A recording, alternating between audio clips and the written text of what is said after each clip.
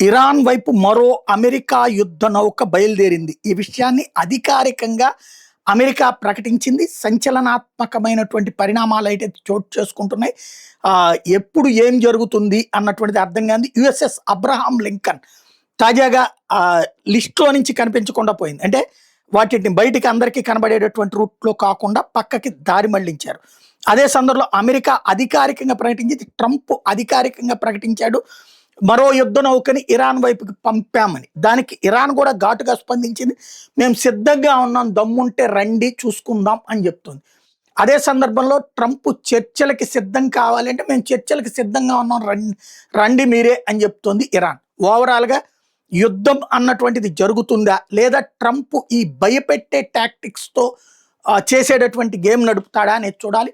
యుద్ధ నౌక అయితే ఆల్రెడీ అటు పక్కకి మరొక యుద్ధ నౌక, ఇది 3వ యుద్ధ నౌక అక్కడికి మూవ్ అయింది అన్నటువంటి విషయం స్వయంగా ట్రంపే అధికారికంగా ప్రకటించడం, ఆ వెంటనే ఇరాన్ అధికారికంగా వార్నింగ్ ఇవ్వటం, మేము చర్చలకు సిద్ధంగా ఉన్నాం, అలా కాకుండా బలప్రయోగం ద్వారా మమ్మల్ని అదుపులోకి తేవాలంటే మీ వల్ల కాదు, తగిన బుద్ధి చెప్తాం అంటూ ఇరాన్ ప్రకటించింది.